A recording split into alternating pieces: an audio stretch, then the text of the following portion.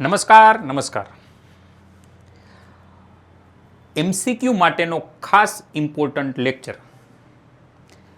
Lens ઉપરના important પોઈન્ટની વાત કરવાના છે, જે કોમ્પિટિટિવ એક્ઝામની પ્રિપેરેશન કરતા સ્ટુડન્ટ્સ માટે ખાસ.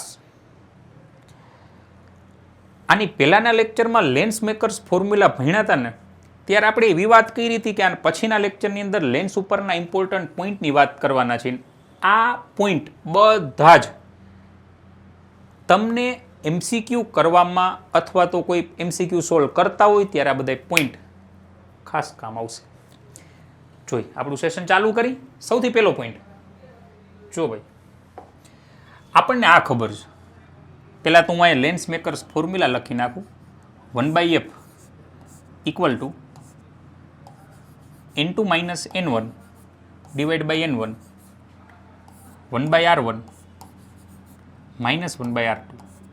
અચ્છા ઠીક. n2 એટલે હું? n2 એટલે refractive index of medium of lens. Lens જે મીડિયમમાંથી બનાવેલો હોય એ મીડિયમનો રિફ્રેક્ટિવ ઇન્ડેક્સ. આ એ પહેલાં તો આપણે નોર્મલ ઇન્ફોર્મેશન જોઈ છે કે આમાં આ હું ચા એમાં n2 હું જ આપણે જોયું. n2 એટલે refractive index of lens. n1 એટલે હું? તો કે refractive index of medium in which lens is placed. અચ્છા ઠીક. ચાલો, લેન્સ જે મીડિયમમાં મૂકેલો હોય એ મીડિયમનો રિફ્રેક્ટિવ ઇન્ડેક્સ.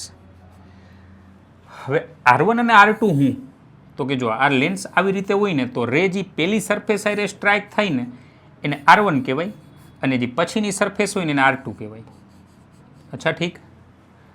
ચાલો, માની લ્યો કે આવો લેન્સ હોય, કોન્કેવ લેન્સ, તો જે પહેલી સરફેસ આરે રે સ્ટ્રાઇક થાય ને એને R1 કહેવાય, તો એની પછીની સરફેસ હોય ને એને R2 કહેવાય. અચ્છા ઠીક. આવી રીતે હોય તો પહેલી સરફેસ હોય એને R1 કહેવાય, પછીની સરફેસ હોય એને R2 કહેવાય. ચાલો, R1 R2 હું એની આપણે ડિસ્કશન કરી. હવે આગળ જોઈએ આપણે. જો ભાઈ, તમે અગાઉ આવું ક્યાંય ભણેલા છો? Refractive index equal to C/V. અચ્છા ઠીક. વીની જગ્યાએ આપણે એફ લેમડા લખી શકીએ. એફ એટલે ફ્રીક્વન્સી, ફોકલ લેન્થ નહીં, એફ લેમડા. તો હું આમ લખી શકું n proportional to 1/v proportional to 1/લેમડા, અને અહીંયા ફોકલ લેન્થ એ રિફ્રેક્ટિવ ઇન્ડેક્સના ઇન્વર્સલી પ્રપોઝનલમાં ડિપેન્ડ કરે. જો આને હું આમ લખવા જાઉં ને તો સેપરેટ ડિનોમિનેટર આપી દઉં ને તો n1/n1 1 થઈ જાય ને n2/n1 એટલે n રિલેટિવ -1 1/r1 -1/r2. અચ્છા ઠીક. ચાલો, તો ફોકલ લેન્થ રિલેટિવ રિફ્રેક્ટિવ ઇન્ડેક્સના ઇન્વર્સલી પ્રપોઝનલમાં છે, તો હું અહીંયા લખી શકું કે રિફ્રેક્ટિવ ઇન્ડેક્સ પ્રપોઝનલ ટુ 1/f. હવે જો આ રિલેશન જ્યાં લખ્યો ને એ રિલેશન ઉપર એમસીક્યુ ડેફિનેટલી આવશે ને આવશે. આવા રિલેશન ઉપરના એમસીક્યુ અગાઉ પૂછાયેલા છે, હજી પૂછાવાના ચાન્સ ખરા. ખાસ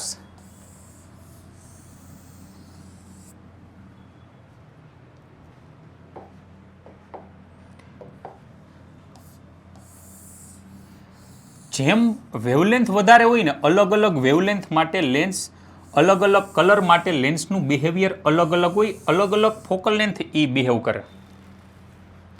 અગર કોઈનું લેમડા મોટું હોય એના માટે એ કલર માટે એ લેન્સ ફોકલ લેન્થ મોટી કરી નાખે. અગર કોઈ લાઇટ જાતી હોય ને એનું લેમડા એની વેવલેન્થ નાની હોય તેના માટે એની ફોકલ લેન્થ નાની હોય. આ ખાસ ધ્યાન રાખજો, ભૂલાય નહીં. વેવલેન્થ જેની મોટી એવા લાઇટ જો લેન્સની અંદર જાય તો લેન્સ એના માટે ફોકલ લેન્થ એ મોટી કરી નાખે. વેવલેન્થ નાની હોય, રેડ કલરની focal length compare to violet colour મોટી હોય. રેડ કલરની ફોકલ લેન્થ, કેમ કે રેડ કલર માટે વેવલેન્થ મોટી છે. ફોકલ લેન્થ અહીંયા ફ્રીક્વન્સી જો આ પાછા બે ભેગું ન કરી નાખતા,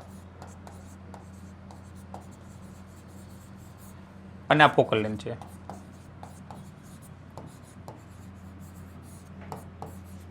ઠીક, તો જે કલર માટે વેવલેન્થ મોટી હોય એ કલર માટે ફોકલ લેન્થ મોટી થાય, જે કલર માટે વેવલેન્થ નાની હોય એના માટે ફોકલ લેન્થ નાની થાય.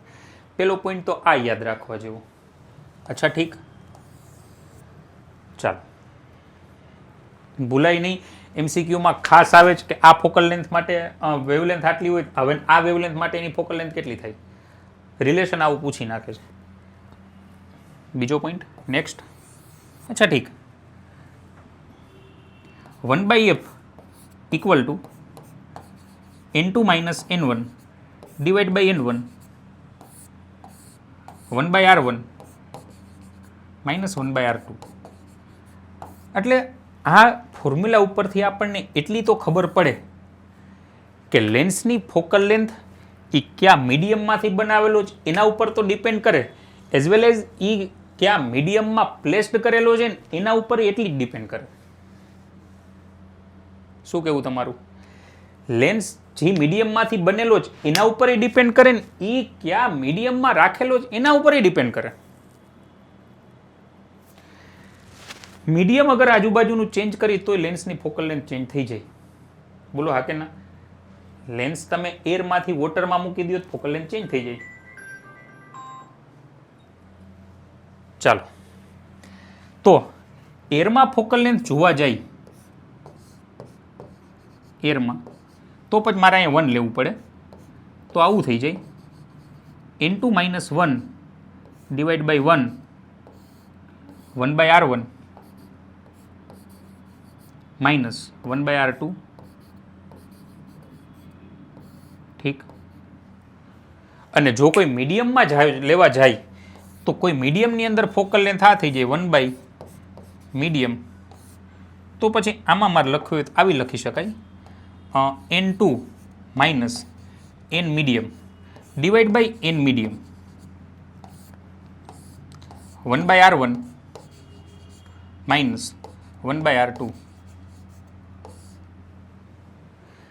ચાલો, એર માટે આ લખાય, મીડિયમ માટે આ લખાય.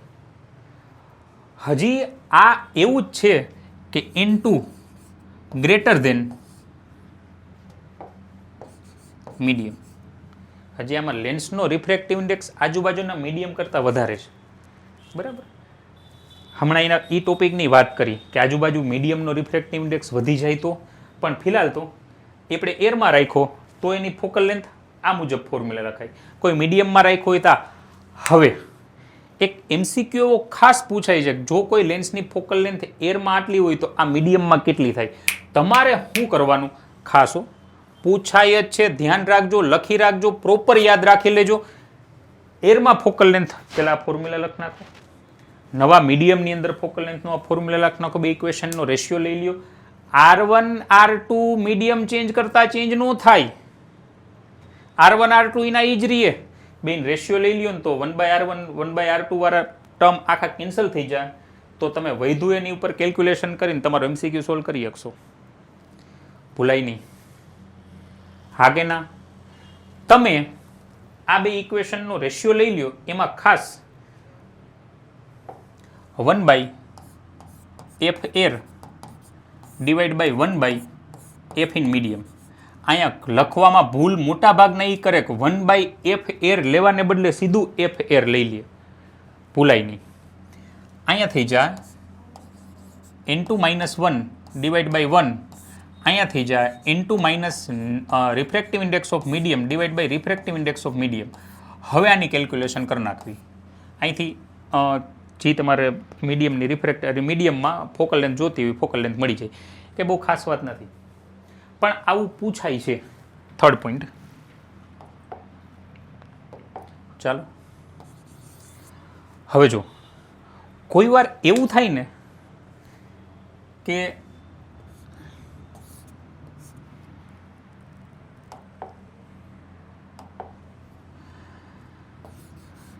n2 કરતાં n1 વધી જાય. આ ખાસ આનો મતલબ શું? આનો મતલબ એ કે તમે લેન્સ જે મીડિયમમાં મૂકેલો હોય ને એના કરતાં આજુબાજુના મીડિયમનો રિફ્રેક્ટિવ ઇન્ડેક્સ વધી જાય.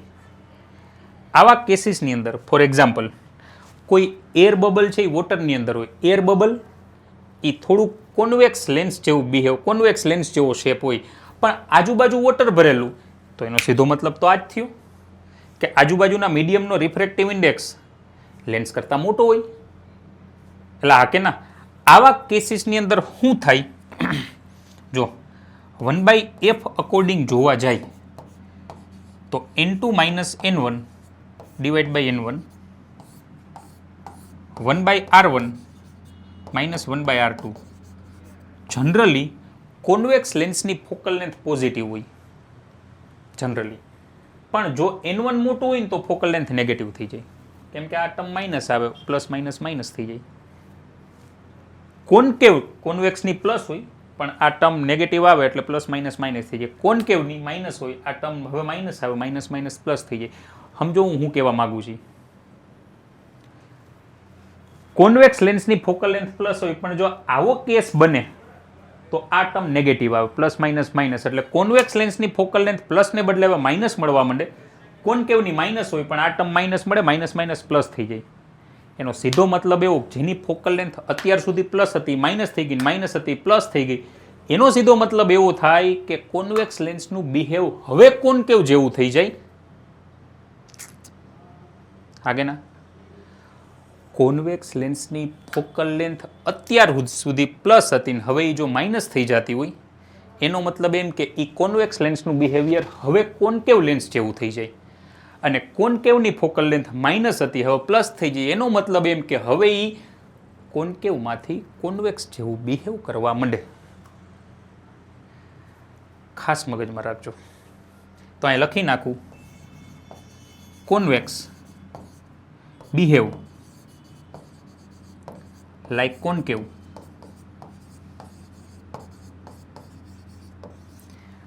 અને concave behave like convex. તો તમે કોઈ વોટર ડ્રોપ હોય, સોરી એર ડ્રોપ, એ વોટરમાં હોય, એર બબલ વોટરમાં હોય, એનો બિહેવ, એનો શેપ કોન્વેક્સ જેવો પણ આજુબાજુ વોટર છે, આ કન્ડિશન થાય. એનો શેપ કોન્વેક્સ જેવો પણ બિહેવ કોન્કેવ જેવું કરશે. આ બહુ પૂછાય છે MCQ. કોઈ એર ડ્રોપ અગર વોટરની અંદર હોય, વોટરની અંદર એર ડ્રોપ હોય તો એનો શેપ ભલે કોન્વેક્સ જેવો રહ્યો પણ એનું બિહેવ કોન્કેવ જેવું થશે. રીઝન આ.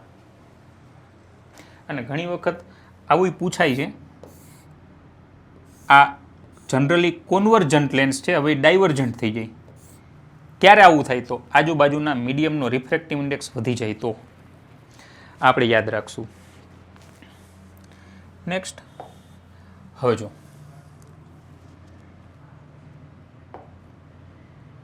ફોર્થ પોઈન્ટ,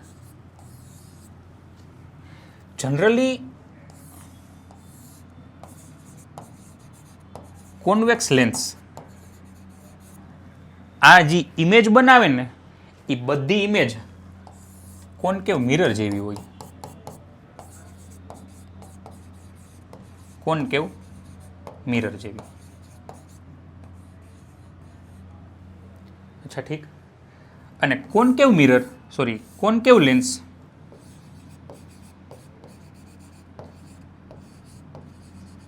આ જે ઇમેજ બનાવે ને એ કોન્વેક્સ મિરર જેવી હોય.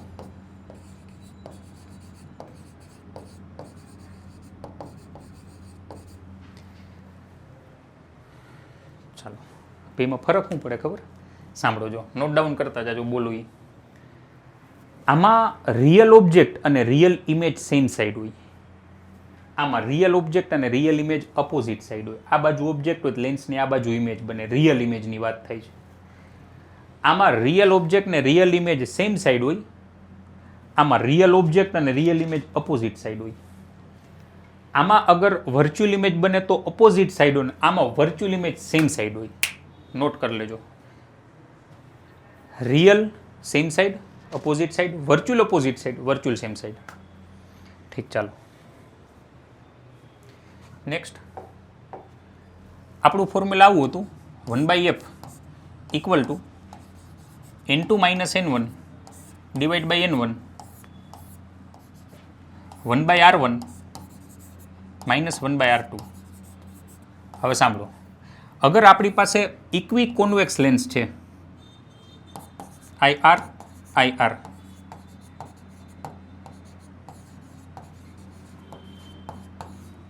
તો બે અગર એની રેડિયસ ઓફ કર્વેચર સેમ હોય બે, તો આપણી ફોકલ લેન્થ કેવી થાય 1/f ઇક્વલ ટુ, માની લ્યો કે આને એરમાં રાખેલો છે અત્યારે, બાકી તો આ ફોર્મ્યુલા આખું મૂકવું પડે, અત્યારે આપણે એવું માની કે એરમાં રાખેલું તો n - 1 ડિવાઈડ બાય 1. પેલી r પોઝિટિવ લેવાનું થાય, બીજી માટે r નેગેટિવ લેવાનું થાય તો 1/r, અને આ બીજી માટે નેગેટિવ લેવાનું થાય માઇનસ માઇનસ પ્લસ થઈ જશે 1/r. તો આ ફોર્મ્યુલા 2/r અને ઊંધું કરી નાખો તો f equal to r/2 n - 1 આવું થઈ જાય. હવે જો લેન્સ 1.5 વાળા મીડિયમમાંથી બનેલો હોય તો 1.5 - 1 0.527 f ઇક્વલ ટુ r થઈ જાય.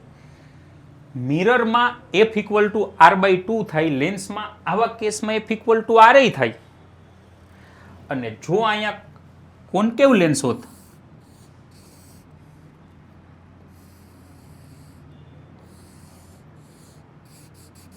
ઠીક, હાલ ઇક્વી કોન્કેવ લેન્સ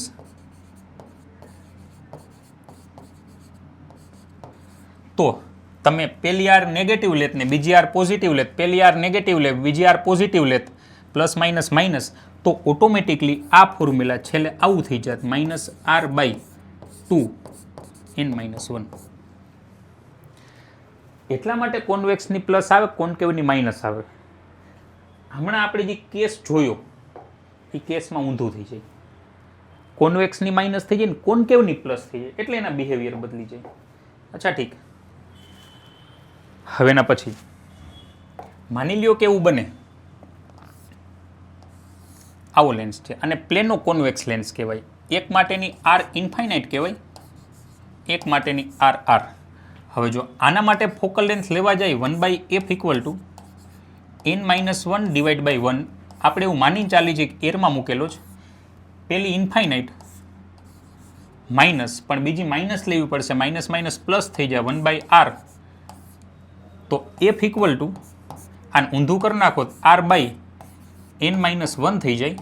હવે જો લેન્સ 1.5 વાળા મીડિયમમાંથી બનેલો હોય તો આ 0.5, તો આ f ઇક્વલ ટુ 2r થઈ જાય. અચ્છા ઠીક, f ઇક્વલ ટુ 2r થઈ જાય. એટલે કહેવાનો મતલબ એ ઘણાઈને મગજમાં એવું હોય f ઇક્વલ ટુ r/2 થાય, પણ ભાઈ ખાલી મિરર માટે જ થાય. લેન્સમાં તો f ઇક્વલ ટુ r થાય, f ઇક્વલ ટુ 2r થાય,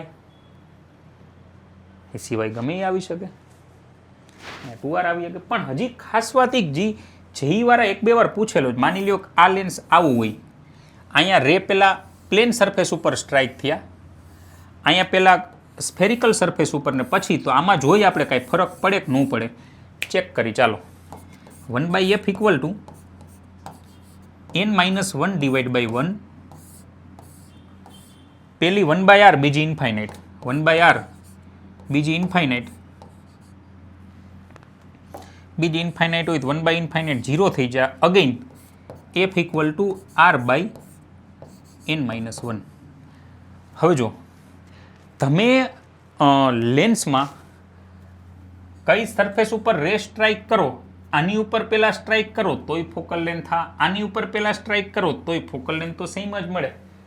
એકવાર આવું સ્ટેટમેન્ટ પૂછાણું હતું કે લેન્સમાં રે પહેલા કઈ સરફેસ ઉપર સ્ટ્રાઇક કરે એના ઉપર ફોકલ લેન્થ ડિપેન્ડ કરે. સ્ટેટમેન્ટ સાચું કહેવાય ખોટું કહેવાય? ખોટું કહેવાય. એકચ્યુઅલમાં બેમાંથી ગમે એના ઉપર સ્ટ્રાઇક કરે કોઈ ફરક ન પડે. જોયું તમે? એ હાલે, બેમાં ગમે એના ઉપર સ્ટ્રાઇક થાય તો એ કોઈ મેટર નથી કરતું કે રે પહેલા આવીને કઈ સરફેસ ઉપર સ્ટ્રાઇક થાય. કોઈ પણ સરફેસ ઉપર સ્ટ્રાઇક થાય ફોકલ લેન્થ તો એની જ રહી, ઇમેજ તો એ સેમ જ બનાવશે. ચાલો, હજી ડિસ્પ્લેસમેન્ટ મેથડ આપણે કરવાની, પણ એ પછી આપણે ટોપિક આવશે ત્યારે ડિસ્કશન કરશું.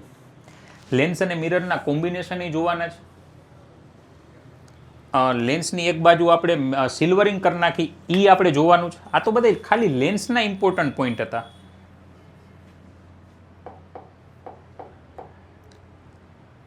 ચાલો, પહેલી વાત તો એ કે